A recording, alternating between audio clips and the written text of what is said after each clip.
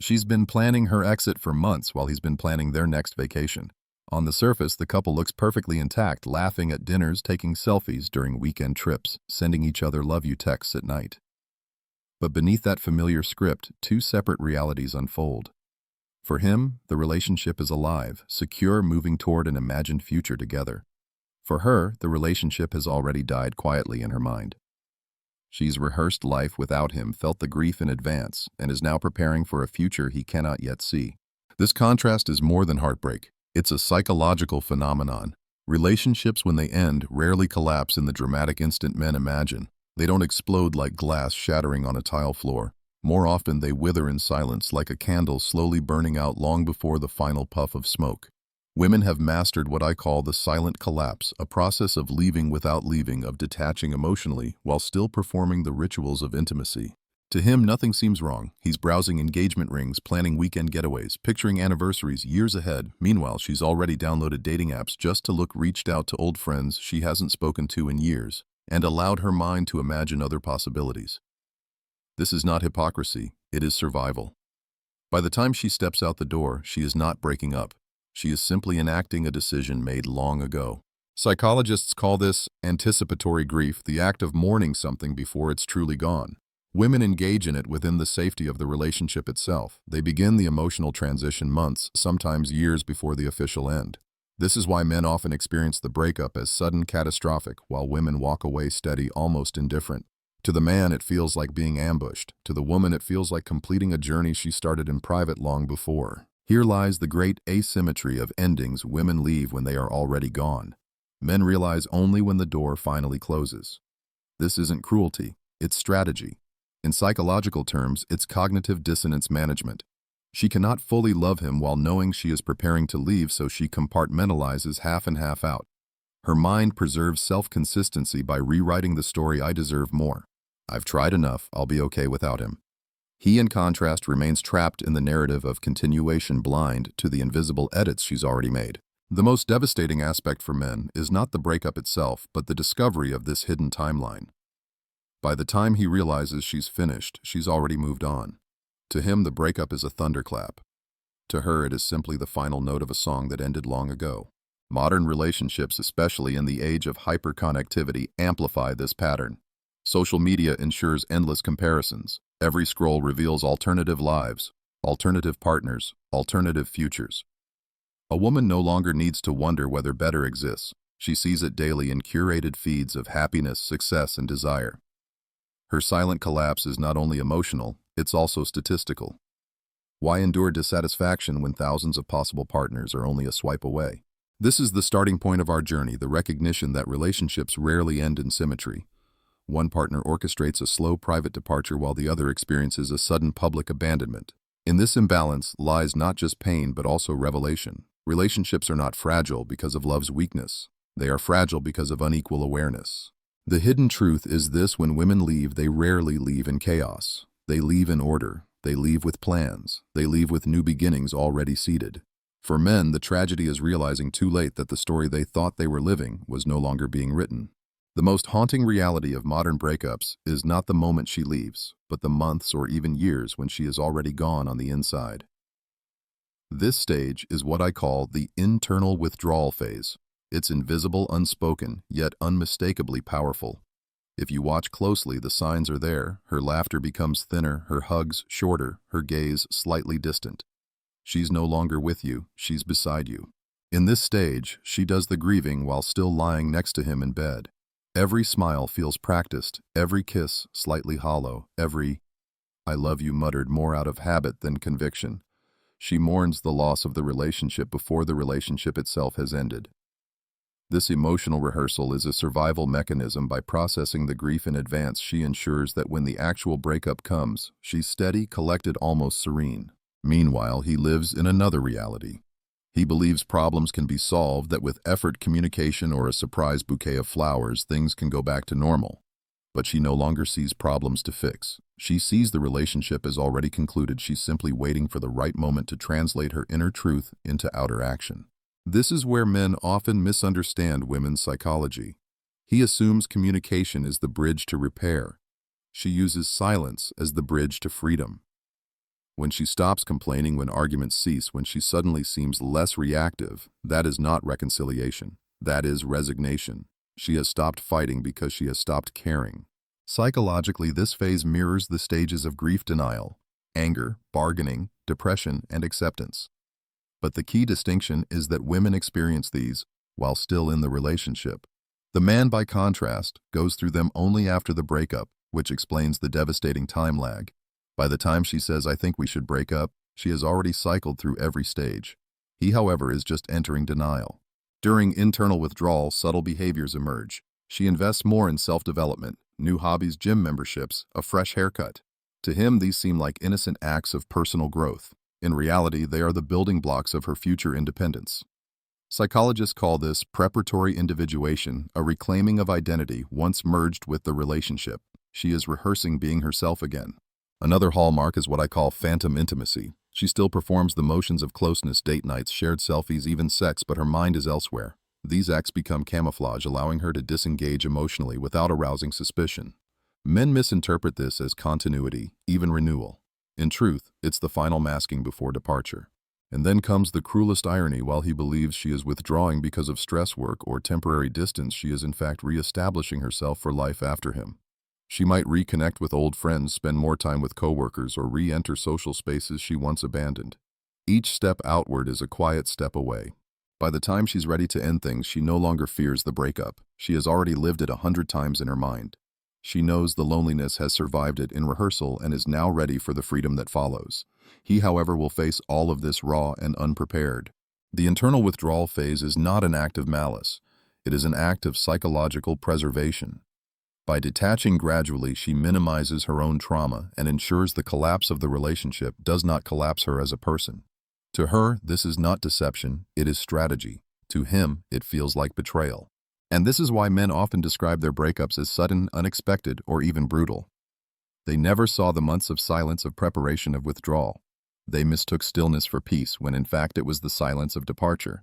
If the internal withdrawal is the invisible rehearsal, then the departure control matrix is the grand performance. This is the hidden architecture that determines not just if the breakup will happen, but how, when, and under what circumstances. Women rarely leave haphazardly. They leave with precision, timing the moment, shaping the narrative, and arranging the pieces so that when the door closes, it closes in their favor. At the heart of this matrix is what I call initiation dominance. Statistically, women initiate the majority of breakups and divorces. This isn't coincidence. It's strategy. The one who decides the timing of departure holds enormous power, just as the company announcing layoffs has months of preparation, while the employees learn their fate in a single email. By controlling the timeline, women select the most advantageous exit point when they have financial independence secured, when social opportunities open, or when a better partner becomes available. The second pillar of the matrix is information asymmetry. She knows the breakup is coming. He does not. This knowledge gap is devastating. While she quietly prepares, he continues investing, making long-term plans, deepening commitments, building futures that will never arrive. She extracts the benefits of the relationship, companionship, resources, stability, while simultaneously preparing her escape route. He believes the foundation is solid, but in truth, the structure is already hollow. Then comes resource positioning. Months before the final conversation, she begins creating safety nets, moving money into separate accounts, strengthening friendships that can provide support, even scouting potential new living arrangements. To him, these actions appear benign, even admirable. But in reality, she is constructing a life that will stand alone, ready to replace the shared life they once had. Perhaps the most overlooked element of the departure control matrix is narrative control. Whoever initiates the breakup controls the story of why it happened. She gets to define the ending. Perhaps he was inattentive, perhaps they grew apart, perhaps she needed to focus on herself. Whatever the phrasing, the narrative is hers to craft. Friends and family often rally around her perspective, while he is left confused, silenced, or worse, painted as the villain. This isn't always intentional cruelty. It's the advantage of striking first. Men, on the other hand, typically assume that relationships end through negotiation, communication, or at least a shared recognition of problems. That assumption blinds them to the reality that one partner can, and often does, exercise unilateral control. By the time the man realizes she has already optimized the circumstances, her finances stable, her friendships intact, her next chapter prepared. The psychology here is fascinating.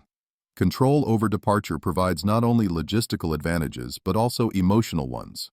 By orchestrating the ending, women minimize vulnerability and maximize agency.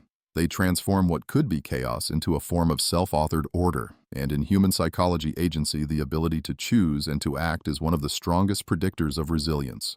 Think of it this way: to the man, the breakup feels like being pushed into a storm with no map. To the woman, the same breakup feels like walking through a doorway she chose at a time she selected into a room she already furnished. The contrast is staggering. And so, the departure control matrix does what all powerful systems do. It creates asymmetry. One side leaves with dignity, preparedness, and a future already unfolding.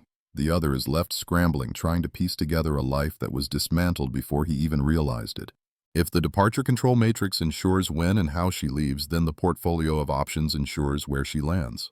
Women rarely leap into emptiness. Instead, they build a soft runway of possibilities long before their feet leave the ground.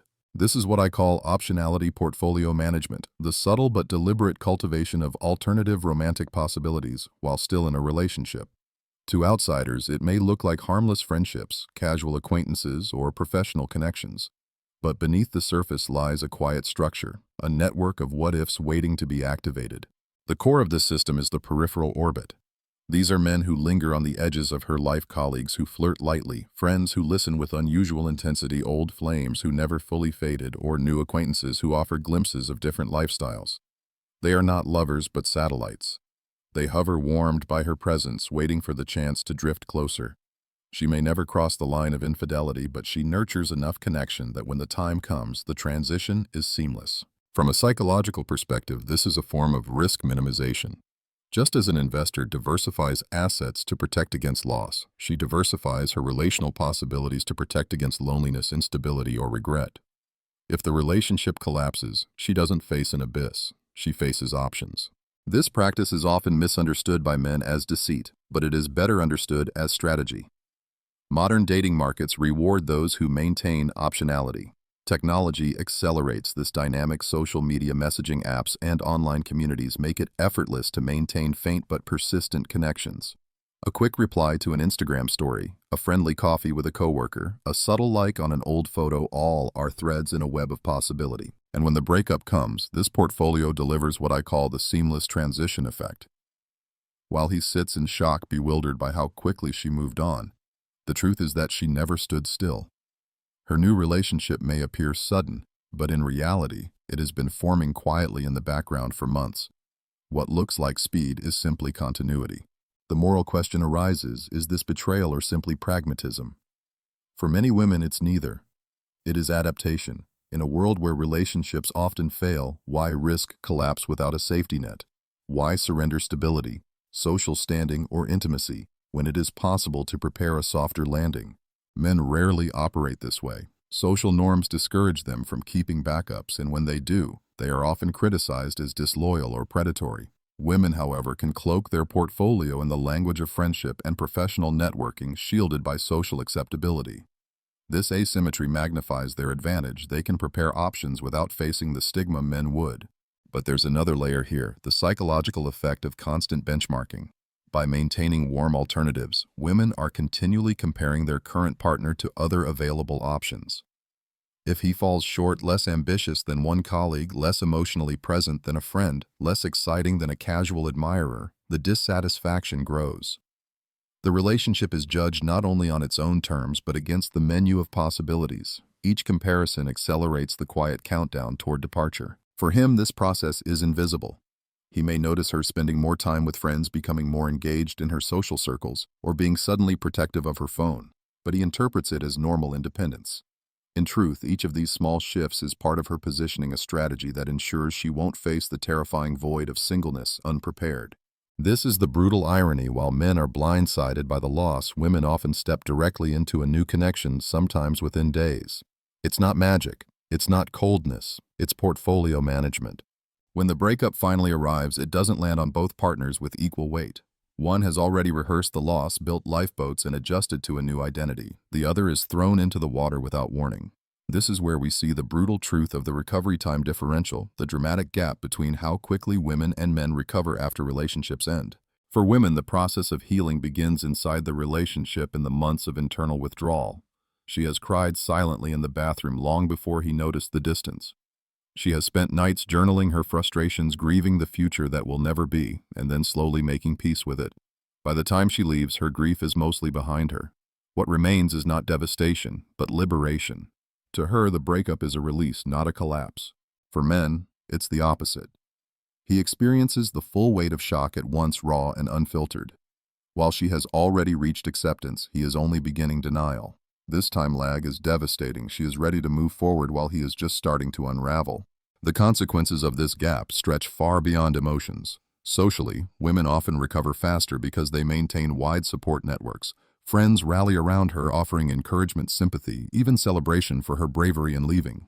She is invited to brunches, to girls' nights, to new social circles that reinforce her choice. He, on the other hand, often finds himself isolated.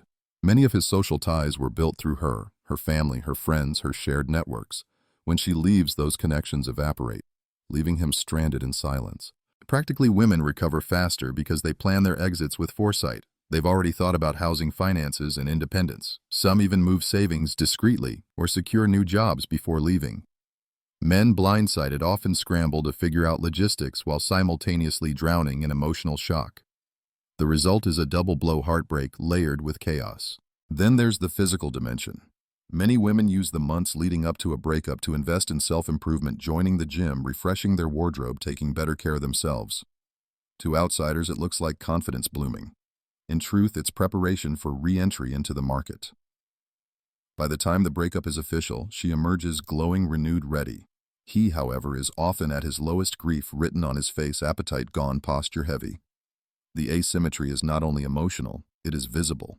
This creates what I call the opportunity-velocity gap. While she is already on dates, exploring new connections, and seizing social opportunities, he is still trying to understand what happened. By the time he feels ready to re-enter the dating world, she may already be months into a new relationship. He is always running behind, chasing shadows of someone who has already moved forward. But the most profound difference lies in identity. Men often entwine their sense of self with their relationships. He wasn't just in love, he built part of his identity around being her partner. When she leaves, she takes with her not only his future but also fragments of his selfhood. For women, the bond is strong, but the identity is more fluid. They maintain a psychological distance that allows them to pivot, grieving, yes, but not losing themselves entirely. This is why men describe breakups as shattering, while women describe them as freeing. It is not that women don't feel pain, they do, but they feel it earlier, alone in secrecy, while still within the relationship. By the time the ending is spoken aloud, they have already built themselves anew. To him, it is the end of the world. To her, it is the beginning of the next. When a woman steps out of one relationship and into the next phase of her life, she doesn't simply settle. Instead, she filters. This is where the standards gatekeeping system becomes one of the most powerful asymmetries in modern dating. It is a dynamic that quietly tilts the entire playing field. Society praises women for maintaining high standards. Never settle, she is told. Know your worth. These messages are repeated endlessly in media, in conversations with friends, even in professional coaching and therapy. She is encouraged to build a checklist: height, income, education status, ambition, emotional intelligence, and to never compromise. The result is a psychological armor, a belief that she is not only entitled to, but also expected to demand the best. For men, the story is entirely different. A man who dares to apply similar standards, demanding youth, beauty, income, or loyalty, is quickly judged as arrogant, unrealistic, or shallow. While women are applauded for filtering ruthlessly, men are shamed for the very same selectivity. This double standard creates what I call the qualification bottleneck. He must meet multiple high thresholds simultaneously just to be considered a viable partner, while his own standards are socially policed and dismissed. And this bottleneck only tightens over time. With each relationship experience, many women raise their expectations, not lower them. A failed relationship becomes a lesson that refines her criteria. I won't tolerate this again. After every exit, her checklist grows more detailed, more demanding. What was acceptable at 23 is unacceptable at 30. Meanwhile, men burned by rejection or haunted by loneliness often move in the opposite direction, lowering expectations just to secure companionship.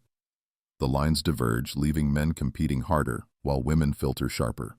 The cultural narrative amplifies this asymmetry. From movies to magazines, women are encouraged to chase the elusive ideal man while men are taught to be grateful for whoever accepts them. It's a psychological feedback loop that strengthens the gatekeeping system. This system does more than protect women. It strategically positions them in the dating market. Because high standards create scarcity, they can afford to be patient, waiting for opportunities that align with their demands. Men, on the other hand, feel pressured by time biology and social perception to accept whatever comes their way. The power of patience belongs almost exclusively to women. But beneath the surface lies another consequence: asymmetrical blame. If a woman leaves a relationship because he didn't meet her evolving standards, she is applauded for being strong, self-aware, and empowered. If a man does the same, he is often labeled cruel, superficial, or immature. Thus, she not only filters with freedom but also with social reinforcement. The gatekeeping system reshapes the dating market itself. It creates a world where women can endlessly curate, compare, and discard while men scramble for approval. The man who believes love is about loyalty and effort discovers instead that it is about qualifying for standards that shift like moving goalposts. And so after a breakup, the recovery time differential is compounded by the gatekeeping system. While he mourns and lowers expectations out of loneliness, she refines her checklist and prepares for something better. For her, departure is not only an escape from dissatisfaction, it is an upgrade. For him, it often feels like a demotion. This is the cruel beauty of selectivity. The higher the gate, the more power the gatekeeper holds. And in modern relationships, women hold the keys. When relationships end, men often imagine chaos, the abrupt emptiness of an apartment, the silence of a phone that no longer lights up, the sense of life interrupted. For women, however, the ending rarely arrives in disorder. It arrives with choreography. This is the essence of what I call the seamless transition strategy, the ability to move from one chapter to the next without stumbling, to treat breakups not as collapses but as carefully managed handoffs. At the center of this strategy is what I call the overlap architecture. She doesn't leap from one relationship into a void. Instead, she builds a bridge, continuing to extract the stability of the old connection while planting seeds for the new. Emotional support, financial security, and even social belonging are sustained until replacements are secured. To him, it may feel like everything was fine until it suddenly wasn't. To her, it was the final act of overlap before stepping fully into something else. Then comes lifestyle continuity planning. Few women are willing to accept a decline in lifestyle when leaving a relationship. Instead, they plan exits so that standards are not just maintained, but often improved. This may mean aligning a breakup with a career promotion, a new apartment lease, or even the seasonal rhythm of social opportunities. Summer, for example, offers fertile ground for reinvention, new gatherings, parties, introductions. Holidays provide another stage, an excuse for fresh starts wrapped in celebration. Timing is not accidental. It is mastery. This is what I call strategic timing recognition, leaving when opportunity windows are open and risks are minimized. Breakups often coincide with male vulnerability cycles, moments when he is least able to resist or negotiate, such as during work stress or personal struggles. The timing ensures that she can exit smoothly without confrontation, dragging the process into chaos. To him, it feels like betrayal.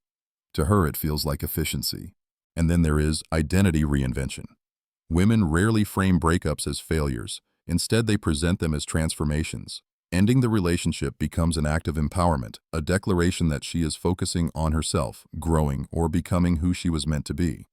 This narrative not only softens her own experience, but also garners social approval.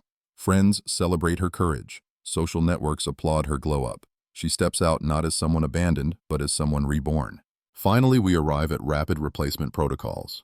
While men stumble through weeks or months of solitude, women often replace old partners with new ones almost instantly. Not because they didn't feel anything, but because the groundwork had already been laid. The overlap architecture ensures there is rarely a gap. What looks like coldness is, in truth, preparation. The psychology beneath all this is profound. Women's ability to control transitions hinges on one simple truth: they do not treat breakups as emotional implosions, but as strategic transitions. They approach endings not as disasters to survive, but as opportunities to optimize. That shift in perspective rewrites the very nature of heartbreak. For men, breakups feel like violent interruptions. For women, they are quiet recalibrations. And that difference, the ability to time exits, to maintain continuity, and to reinvent identity, makes their transitions appear effortless, while leaving men disoriented and broken in the debris. By now, the pattern is clear. Women do not just leave relationships, they win them. Not because love is a contest, but because modern dynamics reward certain strategies and those strategies align seamlessly with women's psychological and social strengths. This is what I call the game advantage, the unconscious selection of rules, timing, and behaviors that tilt outcomes consistently in their favor. At its core, the game advantage stems from game selection. Men often play by the old rules: loyalty, sacrifice, long-term investment. They treat relationships like contracts built to last, pouring energy into maintenance and repair. Women, by contrast, intuitively shift between games. When commitment serves them, they lean into it. When exit offers better opportunities, they pivot. This flexibility isn't cold-blooded manipulation, it is adaptation. And in any game, the adaptable player always holds the edge. Consider the dynamics we've uncovered. Silent exits allow them to detach emotionally without detection. The departure control matrix ensures that timing, narrative, and logistics are all in their favor. The portfolio of options keeps loneliness at bay and opportunities open. The recovery time differential gives them speed, while the gatekeeping system grants them power to filter ruthlessly. Finally, seamless transitions and strategic timing transform what should be ruptures into reinventions. Together, these advantages form a game that women play unconsciously but masterfully. Men, meanwhile, often remain unaware that the rules have changed. They invest in permanence in a world that rewards fluidity. They anchor themselves in loyalty while women prepare for mobility. And when the inevitable shift comes, men are left asking, how could she move on so quickly? The answer is simple. She was already playing a different game. The irony is that women don't experience this advantage as strategy. To them, it feels natural. They aren't sitting down with spreadsheets and timelines. They are following instincts that just happen to align with the structures of modern society. Social networks, cultural narratives, and even legal frameworks amplify these instincts into systematic advantages. What looks to men like a rigged system is to women simply life as it is. The danger for men is not betrayal, but blindness. Believing the game is fair, they fail to see the asymmetry until it's too late. They treat heartbreak as an accident when, in reality, it is the inevitable result of hidden structures. The goal, then, is not to grow bitter or cynical. It is to become aware, to recognize that departures are not sudden explosions but carefully managed transitions. That heartbreak is not chaos but choreography. That the woman who left without looking back did not lack emotion, she had already felt it, processed it, and moved on. Knowledge is the only equalizer. Men cannot stop women from playing the game, nor should they want to. But by understanding its mechanics, they can choose different strategies. They can refuse to be blindsided, refuse to invest blindly, and refuse to play by rules that no longer exist. The point is not to beat women at their own game, but to play a different one where awareness protects against devastation. The truth is simple, yet unsettling: women rarely lose in relationship departures because they never step onto the field without an exit strategy. Men lose because they play as if the game ends only with victory, not with abandonment. To survive, to thrive, men must stop expecting permanence in a marketplace built on transitions. In the end, the advantage belongs to those who understand the structure. Women do. Men often don't. That is the real difference. And once you see it, once you realize that what looked like sudden betrayal was actually long-planned choreography, you can never look at breakups the same way again.